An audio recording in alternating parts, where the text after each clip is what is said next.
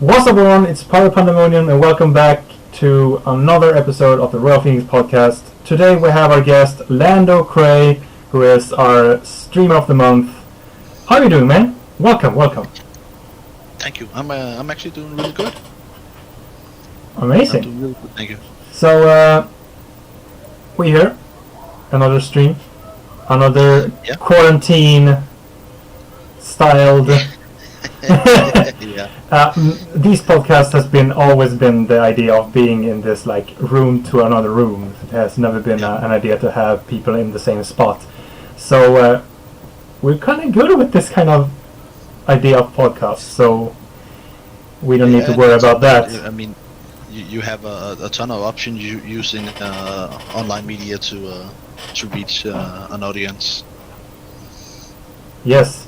So this type of podcast is also the main reason of this podcast to really give a spotlight to smaller streamers that actually is bigger than us. So in this case, we are honored more to have a guest on our show than having them like honored to be part of it. So it's us like making sure that we all together like gives each other a shout out in their own case. So Landoe Cray, can you introduce yourself a little bit more, what you do on Twitch and what you stream and what your main games in this case is? I would say I'm a variety streamer. I have a bunch of games that I play. Some I don't play on stream and some I do play. My main game is World of Warcraft. It's a game I'm very passionate about.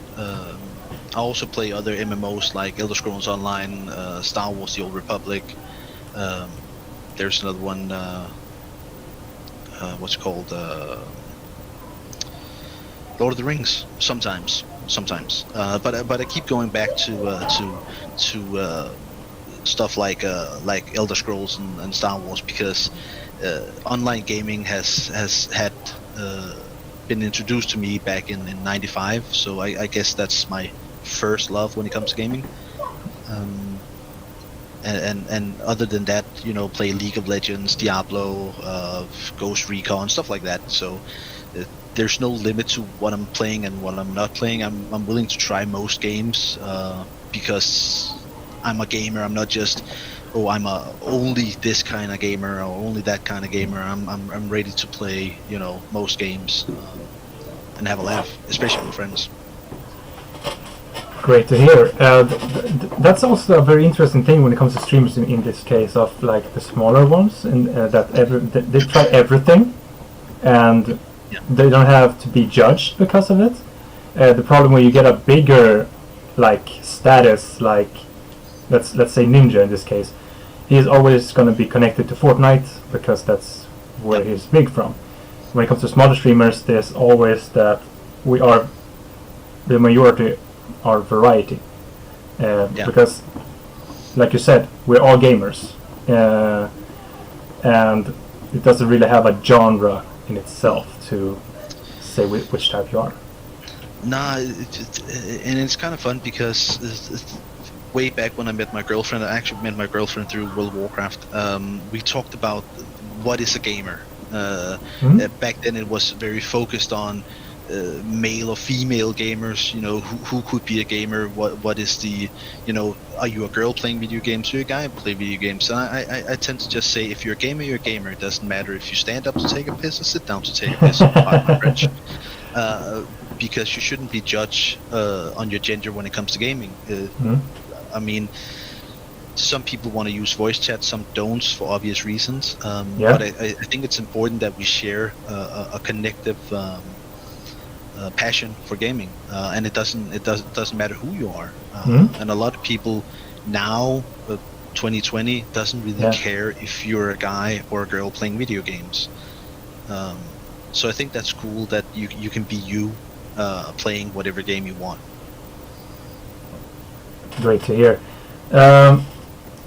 A funny thought I just got when it comes to gamer in this case. There's always been a topic now when it comes to gamers that people that play games on phones are not considered gamers. Like if you play like Candy Crush or something like that, you're not a Yeah. gamer. So, but now these days, the majority of the games, like card games, like Hearthstone and Legends of Runeterra, has now gone over to mobile phone, and same goes for the League of Legends are doing their own mobile game, the same as the one they have now, which is called Wild Rift, coming pretty soon, I think. Even it's delayed. I know it's delayed, but it's gonna be out before the end of the year, I think. But it also gives a question of the funny debate of mobile gamers. Are they a category in itself, or they are basically gamers in an own genre? Yeah, and it's funny you say that, because way back it was like, if you play console, you're not a gamer, or if you play PC, you're a gamer. PC Master Race. Yeah. And for me, I've never been into that. I preferred some games. I really do prefer on PC, and some games I do prefer on console. Nowadays, that you can get basically any game for any type of console or system that you play on. Some games I just prefer to play with a gamepad, now that it's optional on PC as well. Yeah. For me, that's the difference. I mean, we have PlayStation, we have Nintendo Switch, we have 2 gaming PCs in our house. So for us, it's not about what you play on, just that you're enjoying what you're playing. We also play, mobile games. Yeah. So for us, a gamer is just a person that enjoys video games. Yeah. Whether it be mobile, tablet, the works. Yes.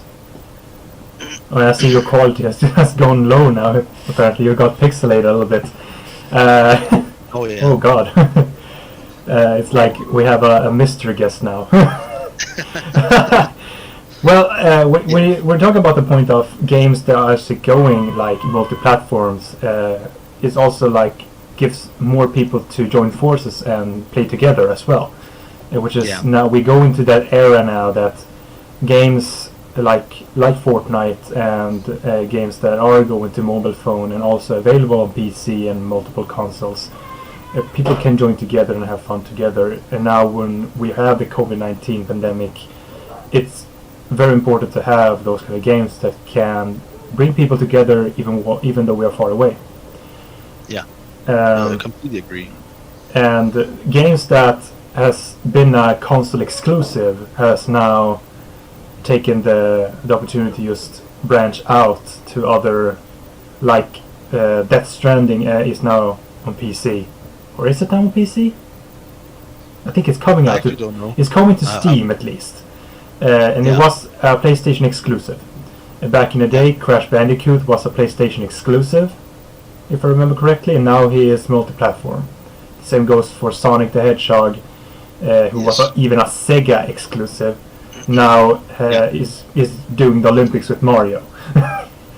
The only franchise that is pretty like self-secluded, not including everyone, is unfortunately Nintendo. But in this day and age, I'm not gonna say next year, but in a couple of years we might, not gonna be hopeful for that either, but we might even get maybe a Smash Bros on PC or another Mario game. But it just didn't we don't even know.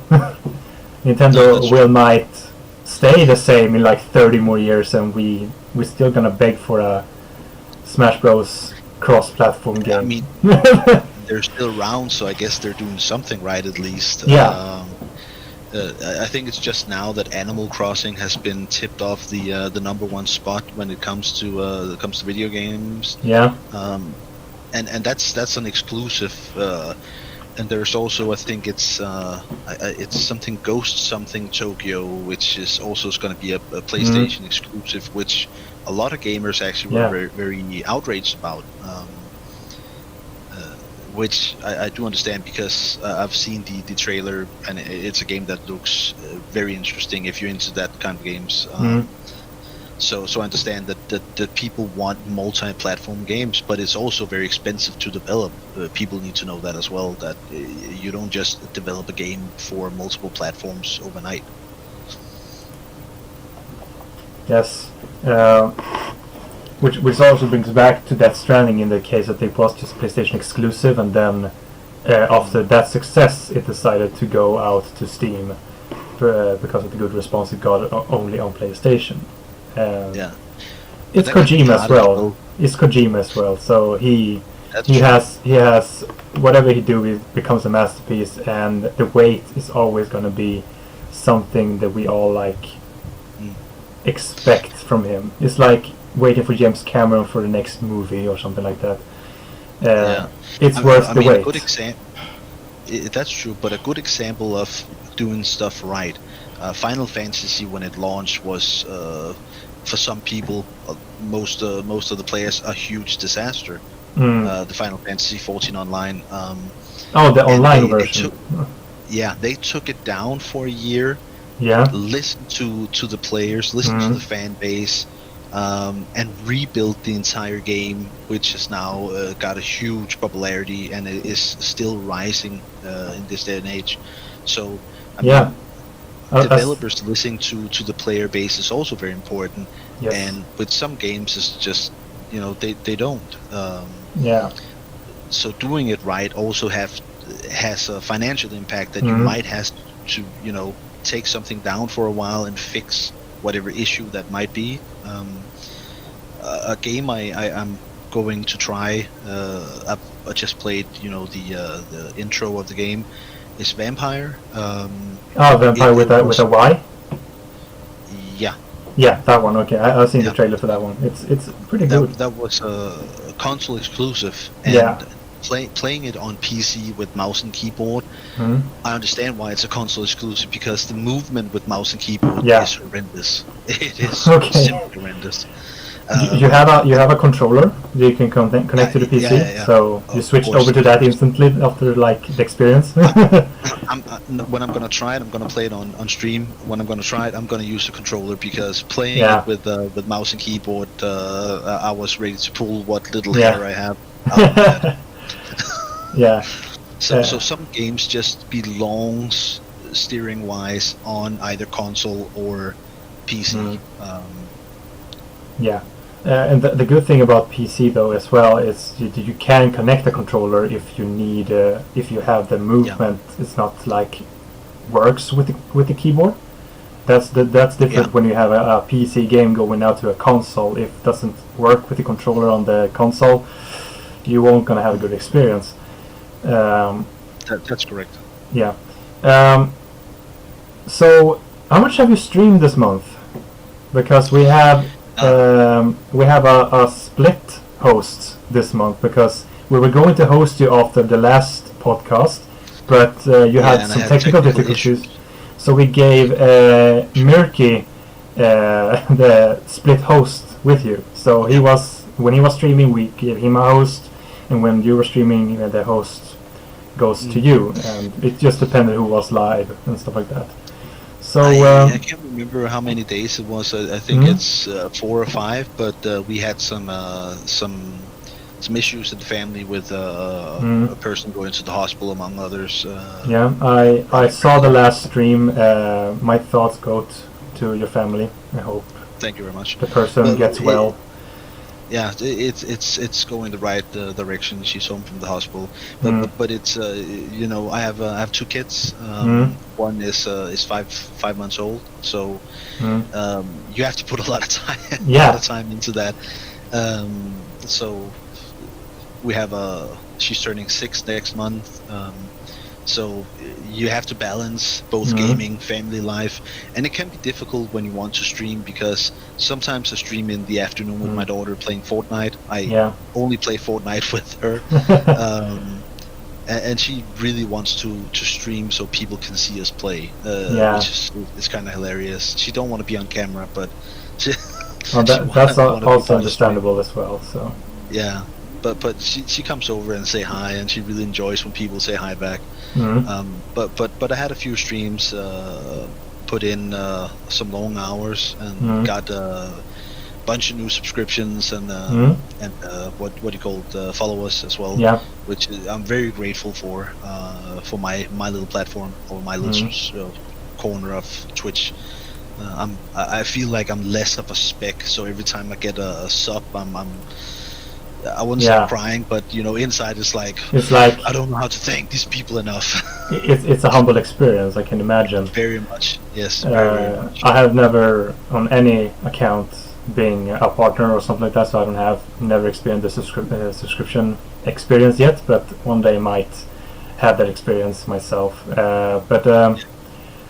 My goal with this channel is basically give you guys some meet new people basically. I have now met. Activity is also important on platforms like this. Whether I've had people recommending me hosting if I have like 10 or 15 viewers, host big streamers, because that at some point that might get back to you. Yeah. But mainly I host people I know or people that plays the same games as me. So the viewers I have that comes in to see, let's say I play Star Wars: The Old Republic. Yeah. These people probably don't want to sit and watch someone playing World of Warcraft.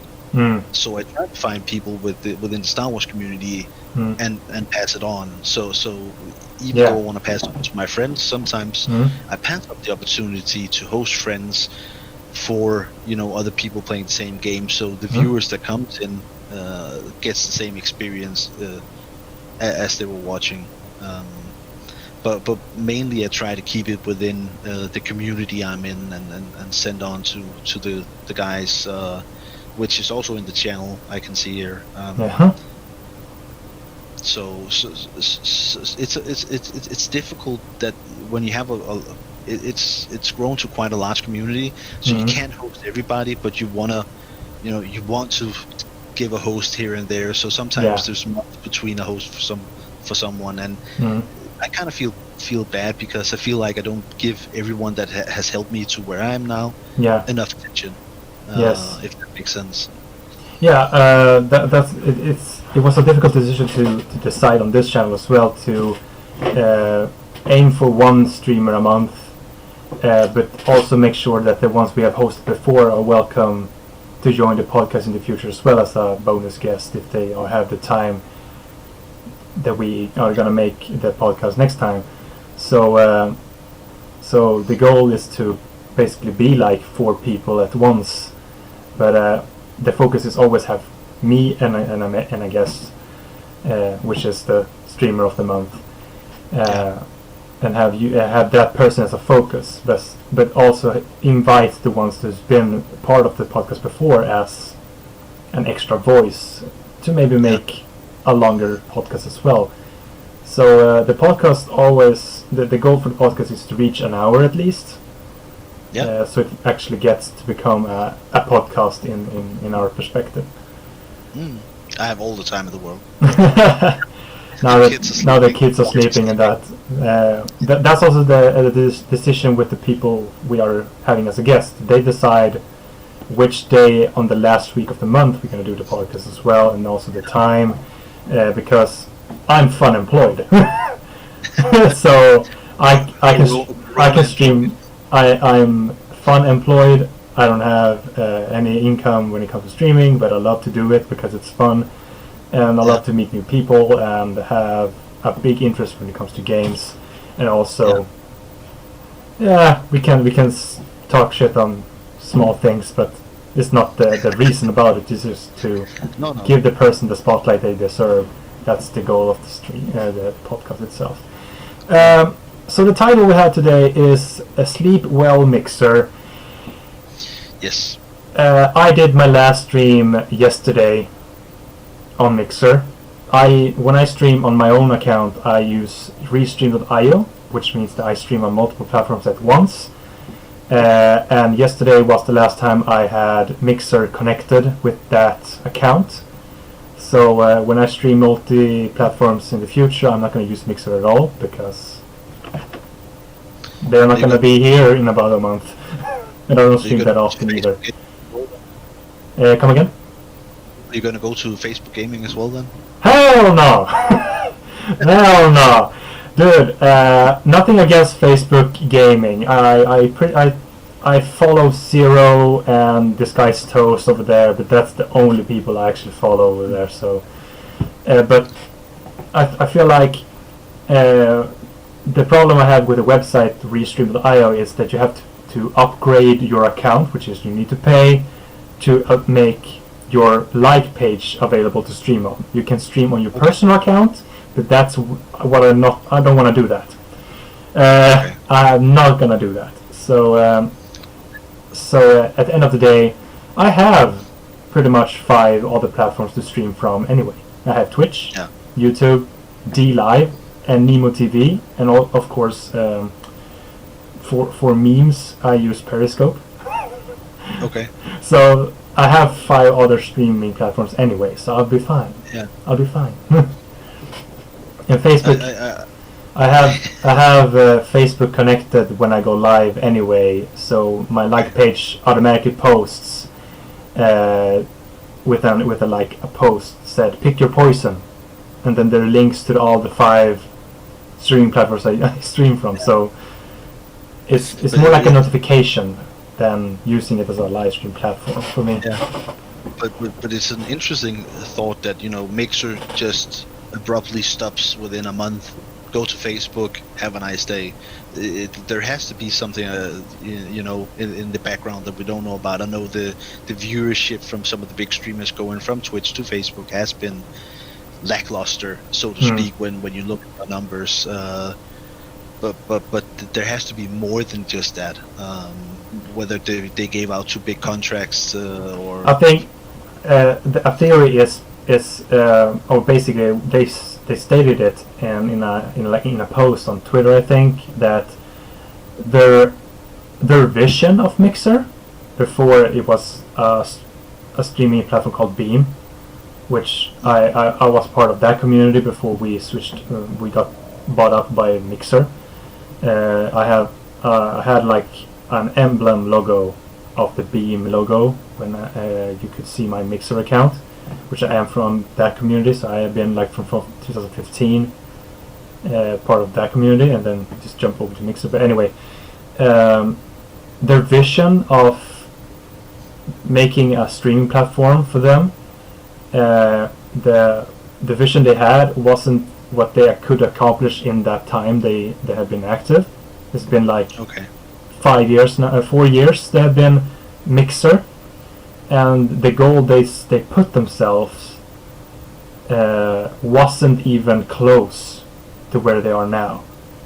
And the investment of getting Ninja, getting Shroud, among other smaller ones, it was for them like a bad investment. So they decided to jump ship, or basically just sink it themselves by sending them on a separate boat. Which actually backfired for some reason, because when I stopped my stream yesterday, I went to the main page, and everyone is suggesting to go and follow them on Twitch. So if in the future now, this coming month, at the starting page there is a square that said "Welcome to Facebook Gaming," and then under there are other people streaming at the moment, and everybody had a frozen picture with the Twitch logo and say, "Follow me at twitch.tv/their name." Yeah. Everywhere. Wow. Everywhere. And there's nobody there's nobody asking like, "Come and join me on Facebook Gaming." Nobody has that picture. Nobody has that picture. So it is like they expected to help Facebook out, but instead it's backfiring on them, because they know Twitch can give you a better opportunity. Because you need to be a partner as well on Mixer to get a spot on Facebook Gaming. That's why I'm not even moving over there either as well, because I'm not even a partner on Mixer. But it's also, when I look at the platform that Facebook has for gaming, I think it's very bare. when I look at it and try to, I'm following a guy that plays Fortnite because he's very good at it and he's good at explaining what he's doing, so I could try and learn to play with my daughter. But when I look at him play, the way it's set up is just, pardon my French, but it's a clusterfuck. Oh God. You got like the main screen on top, and you got a picture of him at the bottom, and another picture of just, chat and some random stuff. It doesn't really make sense. Where when you look at Twitch, you got the main screen, you got the chat and people you follow, and you can remove that.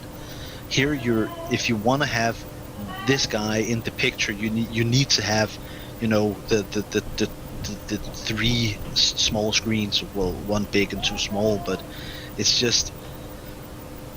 It's a no thank you from me, at least watching that. I think it gets too confusing. Hold on just a second. Yeah, sure.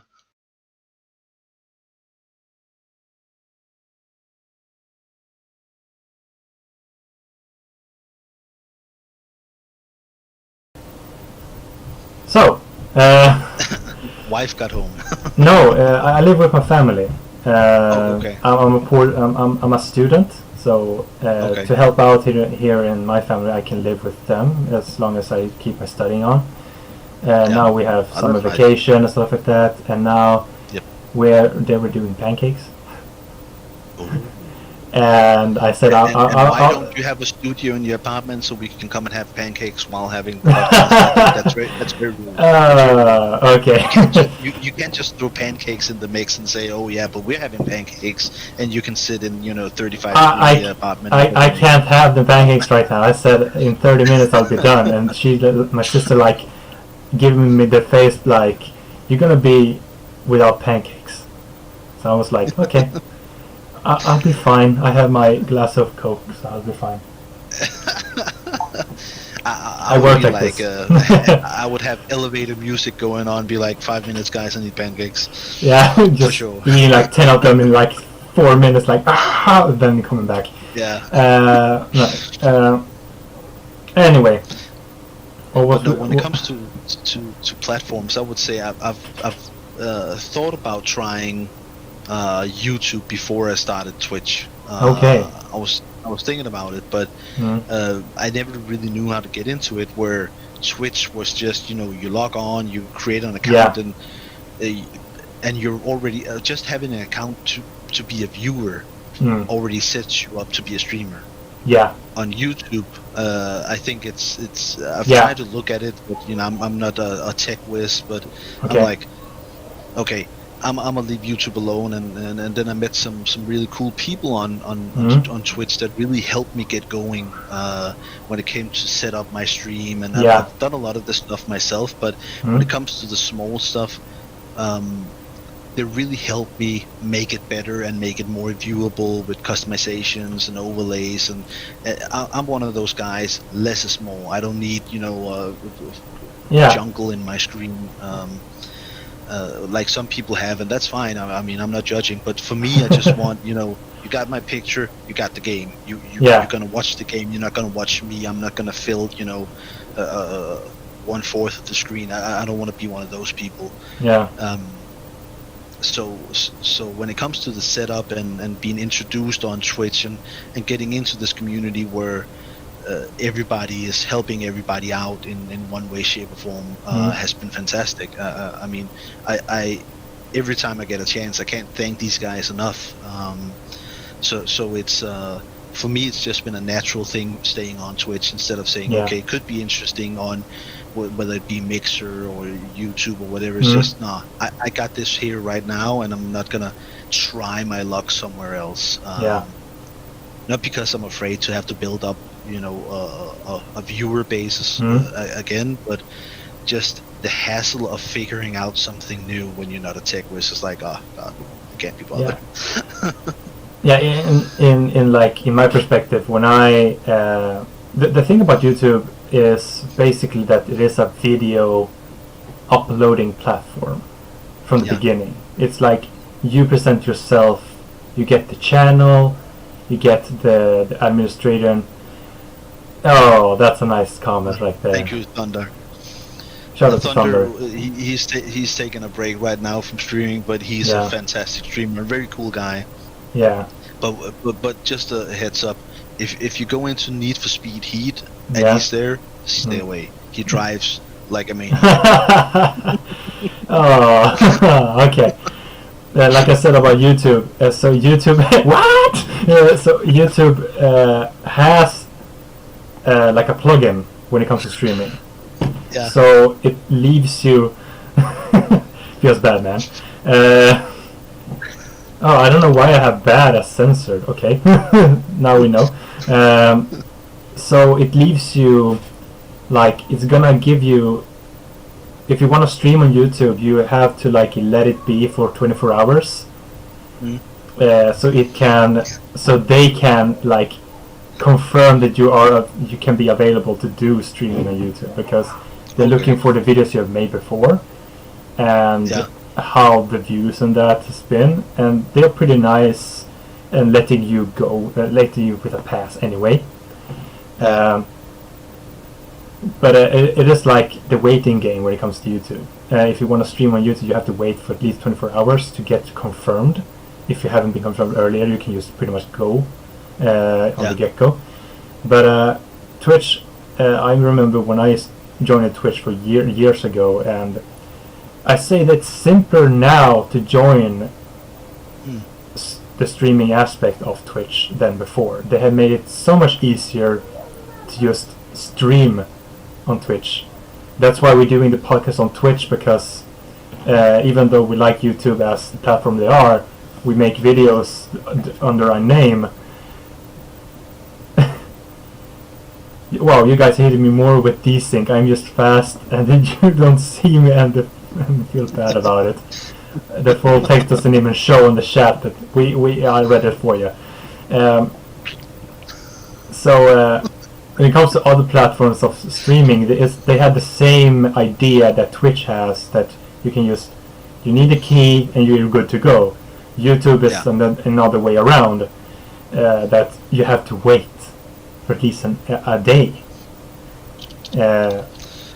which is just like, why? Yeah, that's kind of weird.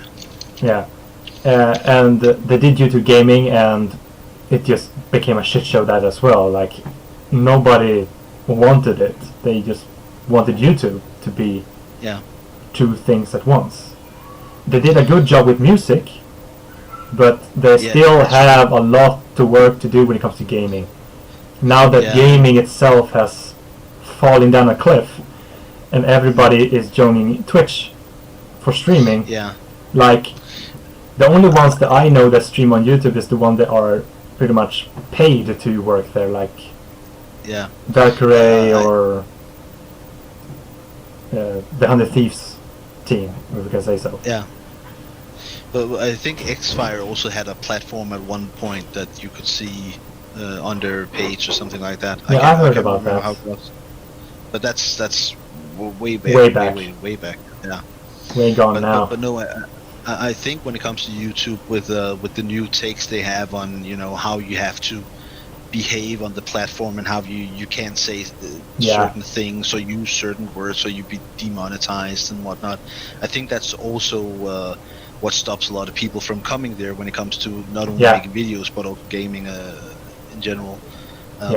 When I see some videos on there, they exchange certain words because if they don't, they will get demonetized, and that's a hindrance. I mean, freedom of speech wherever you live. Of course,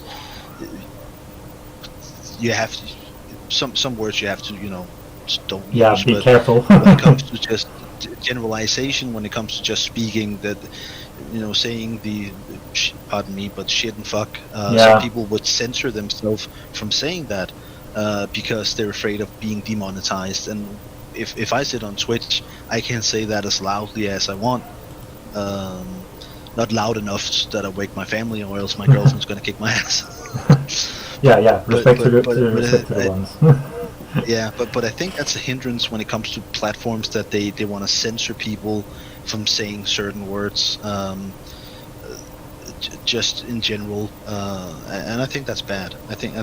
think that's very bad. But there's been some people behind the scenes that has, prompted how you should, I wouldn't say act, but be on certain platforms. Yeah.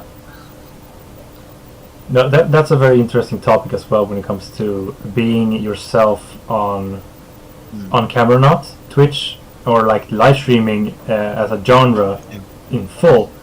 Really shows the people who you actually are, and really like encourage you to try to be yourself, even though we can't show you the worst sometimes, like a flying cat or something.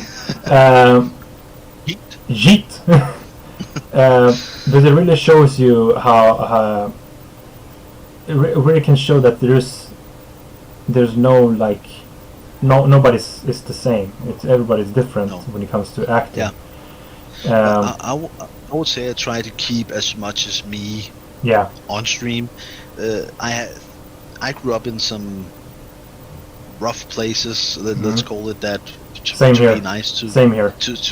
To be nice to the people that still live there that I know. But you learn to speak in a certain way, and I've always spoke like that. I'm really, now that I have kids, I'm trying to hold back my language, because they are a bit more really, family friendly. Yes, and I have really foul mouth. And my daughter is taking, the big one is taking so much from me when she talks, and I'm like, oh, that's on me. Yeah. And my girlfriend is like, did you hear her? Yep. And I can't really be mad, because that's how I speak. Yeah. And even when I stream, I'm trying to tone it down just a little bit, because I say fuck so many times. No, Sir Viking, like, nah, you're not. Just to show how much I say it. One day when I took my daughter to kindergarten, which is 1.8 kilometers away, so not very far, she was very loudly saying fuck, fuck, fuck, fuck, fuck, fuck, fuck, fuck, from our door to the kindergarten, so loud that people on the other side of the street could hear her and was looking at her. I'm like, okay. That's me. That's on me. Yep. So I'm trying to tone it down, but the real version of myself, that's what I try to portray as much. I don't want to be one of those characters. Of course, I make funny faces and trying to change my voice a little bit, whatever I do. But still, I try to be as much as myself and authentic as possible, without sounding too corny, of course. Because I think that's the best. You being you. I mean, that gives people a better picture of who you are, instead of trying to pretend to be something you're not. That's more than the truth, and that's also something important for everyone who wants to be a streamer. That be yourself, but don't try to be someone else. It's like there is a community for everybody. Everybody's welcome to be part of a community, and you can make one your own. And also join communities as well, because everybody has same interests, and some people have different interests. So there's no like you're not really alone when it comes to streaming. No, it's about finding like-minded people. Yeah, exactly. And the easiest way is to be yourself. Yeah. And I think it's a huge issue with when you look at a lot of streamers has linked their Instagram and their Twitter and their whatnot, and whether it being pictures of themselves or their political statement or whatever statement they're trying to make, trying to be this righteous person and see me, look at me, notice me. Everybody wants to be seen. I told myself, because I'm not one of those social media users or abusers. Right. So I've realized that during the beginning of the month, that you don't have an Instagram account or anything connected on your Twitch. I actually do, but I don't have it connected, because I'm a very private person. And that's also something you have to respect as well, because people that are streamers, they sometimes just want to be a streamer, not anything else.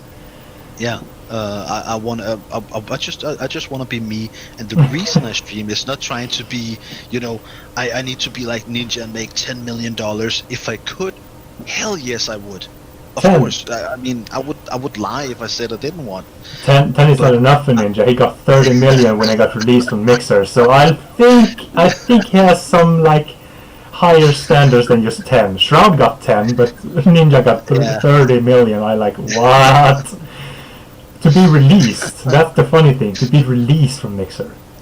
Yeah, but I think what I told myself at the beginning, do this to share your passion for gaming, whether it be Star Wars or World of Warcraft, and if you can help someone get going in a certain game, that would be awesome, because I really, especially in my World of Warcraft career, so to speak, I've tried to, being the guildless guy, and I'm trying to be in a World 25 guild way back in the day, so I've been around. But one thing I really enjoyed in World of Warcraft when I met new people and could help them.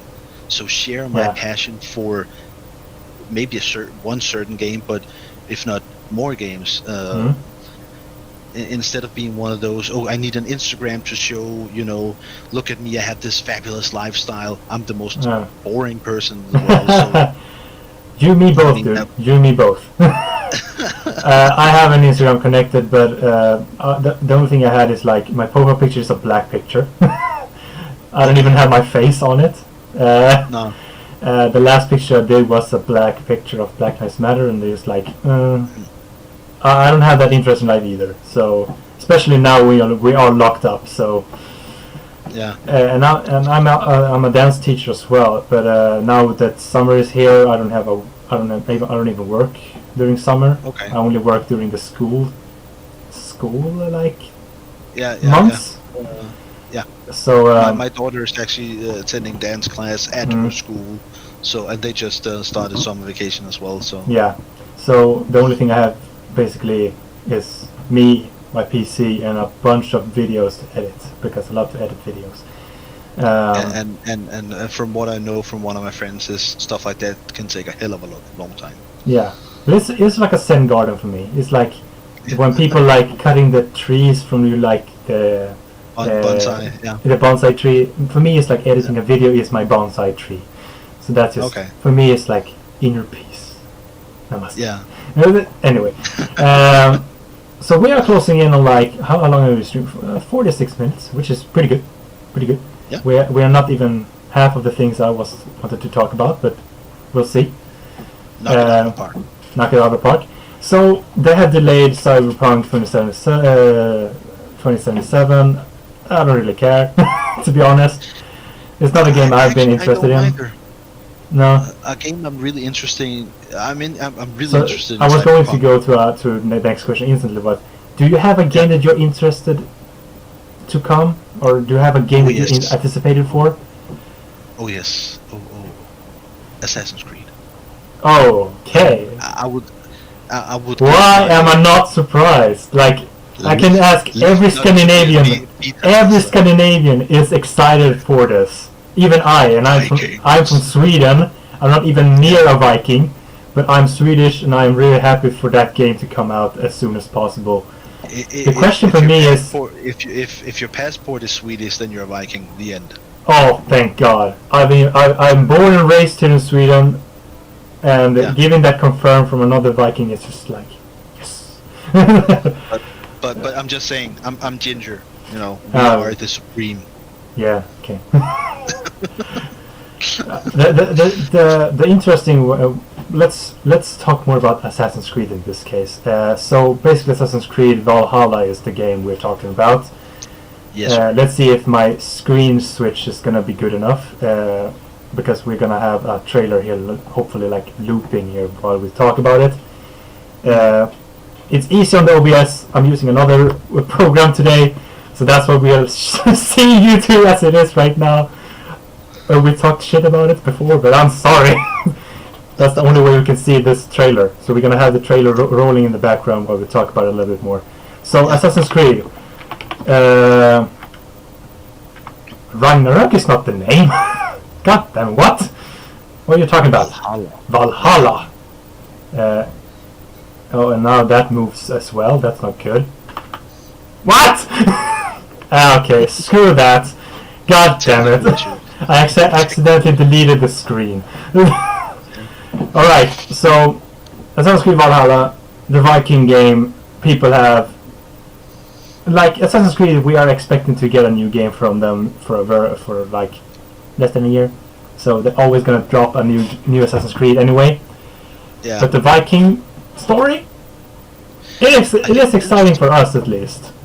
Yeah, I think it's interesting because there's many ways they could have gone. I mean, they could have gone the ancient Eastern Asia with a lot of people talk China or Japan. Yeah, they have one of the stories I heard, at least at the beginning, from when they talked about they're making a new game. A lot of people were saying that we're gonna get some East Asian game with Chinese or Japanese backstories. The samurais in this case, maybe. Yes. The thing is, they have made Assassin's Creed China, which is a platform version, which I actually enjoy to play. I really want to go back to that. I haven't played that, unfortunately. I might go... I pretty much have every single Assassin's Creed game, but I only played China and the first one, because I have so many games myself that I don't even have time. Russia, I think. There's a Russia and an India. That's a trilogy.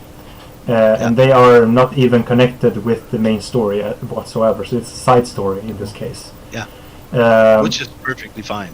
Which is fine as well, but there is like a possibility that they can make a full-fledged game based on those three, but I don't think they're gonna do that because they have put the sales on a limit when it comes to those three. They made those three basically because I think it's like they wanted to do something else. They wanted to try something new, and they did that. They didn't sell as much they wished. That's why they didn't continue with another story, but you will never know if they're gonna do a longer game. Very excited when they did Syndicate. The decision of the first, I think it's the first one you can pick either a male or female character. You don't really get to pick in Syndicate because you get to play both of them. Oh yeah, okay. But the choice of having two characters at least, a male and a female, and you pretty much go there. They have like, they are brothers and sisters, but they have like different stories, I think. Yeah, that's correct. Yeah. And you can, I don't know if you can switch between them. You can, right? What is it? Some stories you can choose to play who you want, and some stories you have to play as a given character. Okay.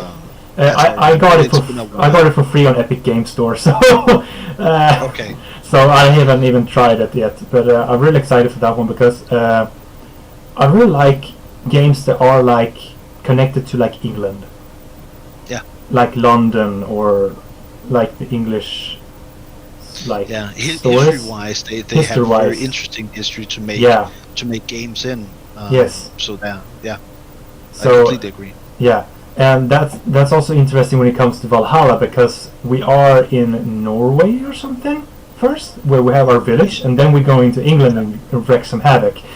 So I like the idea of having the journey of getting there to England and being that part of that story. Is there's not many games really focusing on that time of the Viking years. It's always been like at home in like the Scandinavian countries, and that's it. Not really been focused on the story of invading England. That's true, but there's also not a lot of games that covers the Viking era. I mean, when we look at it, that's true as well. It's really bloody. And there was a point where the Viking Empire, so to speak, were larger than the Roman Empire. Yeah. Which is kind of scary to think that this is a bloodthirsty berserkers in boats. And you look at you got the Roman army, which is with all kind of siege weapons and whatnot, and we took and I'm saying Scandinavia, it's more than one country. Yeah. We took a huge chunk of the world and claimed, mainly just because we could.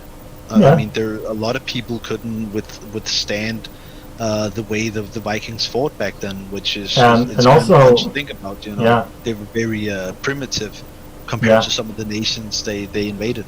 yeah.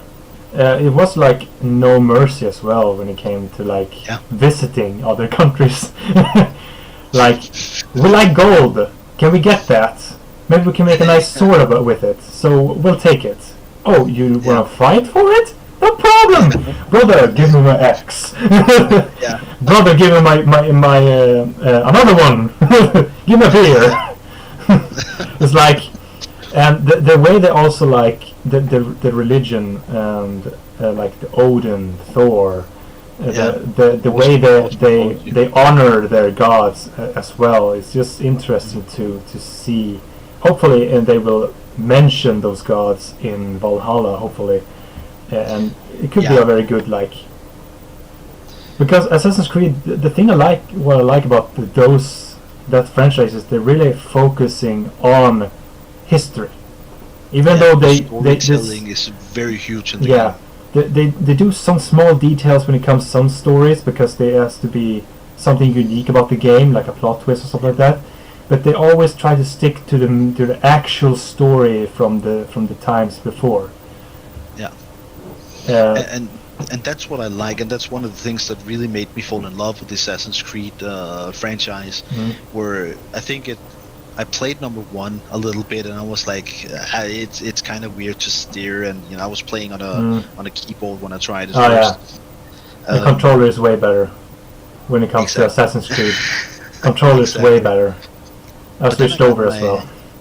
Yeah, I got my hands on Assassin's Creed 2, and I'm like, okay, I need to give this a serious go because I think the story sounded interesting. And then when I sat down and played the game, I really got into. You can collect all these things. There's a lot of stuff you can do outside the main mission. Yeah. And when you got to the I can't remember what it's called, but the huge square in Venice. Which game are we talking about now? Is the second one we're talking about? Yeah. I haven't played the second one, so I don't know. So okay. You can spoil me. I don't care.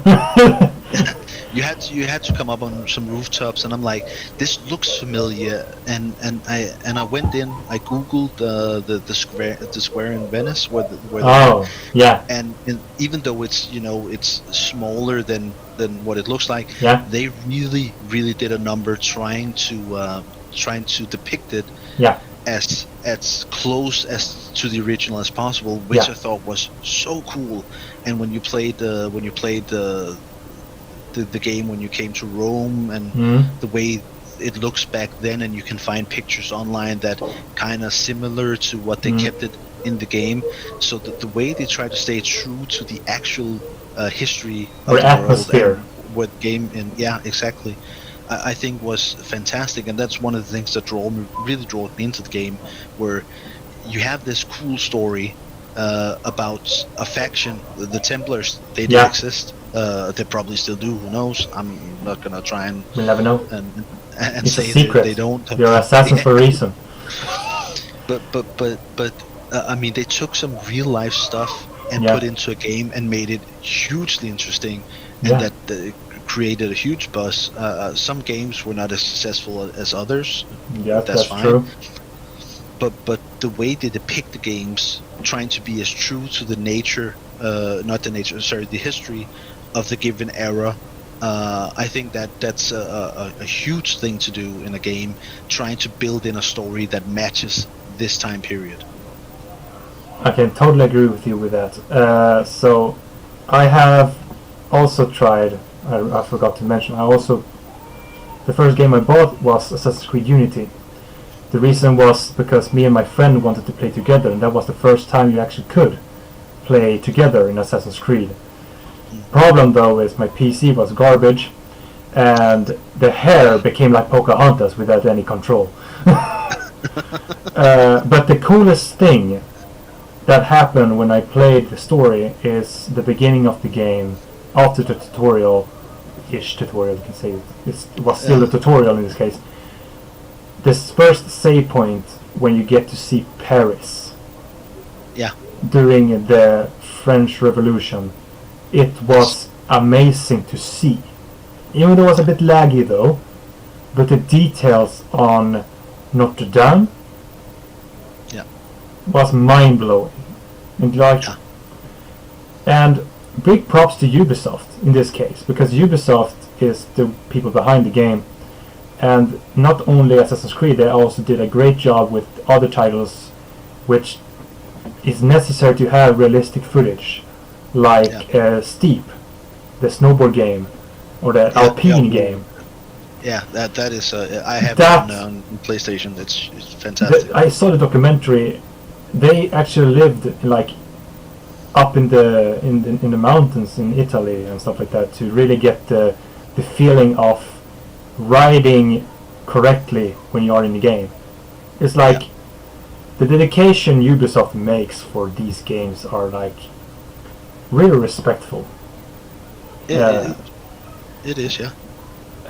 And I can't wait to see how the feeling on Valhalla when you are riding on the boat.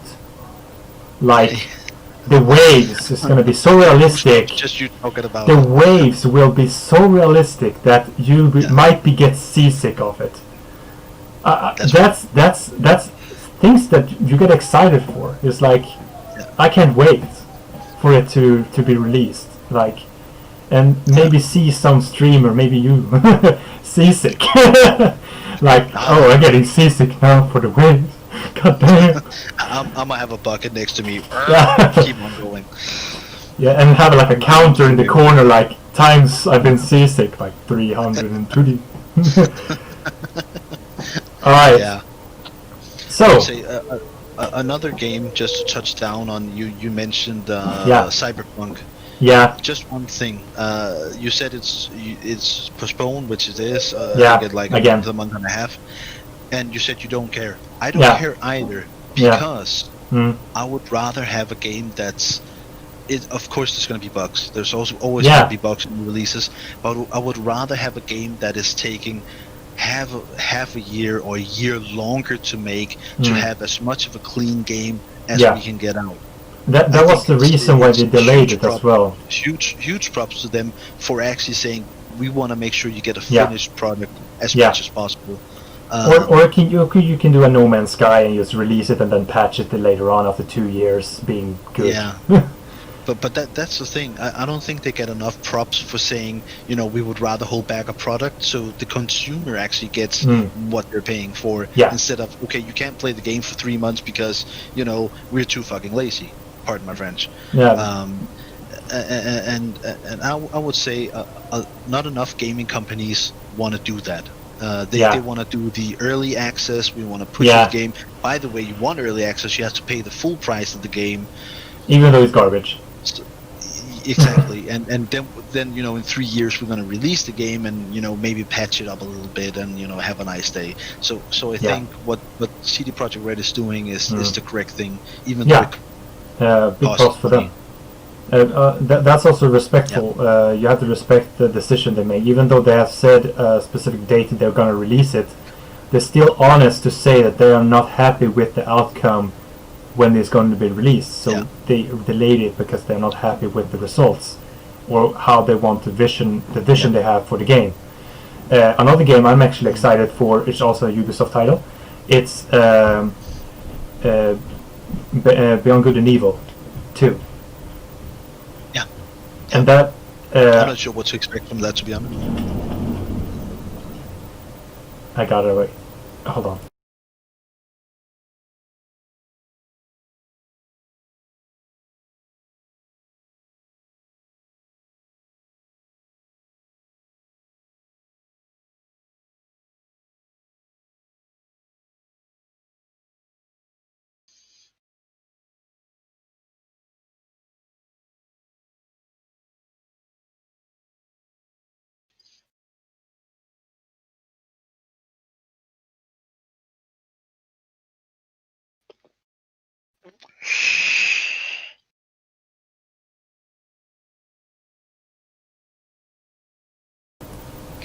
Don't forget the clip.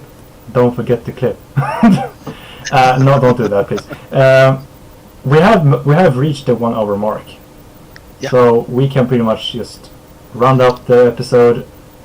And pretty much that. Thank you so much, Lando, for being part of the episode of the Royal Phoenix podcast. You're more than welcome to join on the next one or in the future one, whenever you feel like it. Yeah, or join us in the chat, like Viking is doing. Joining in. Of course. And I'm noticing all of you. I got you written down, Thunder and Viking. Yeah.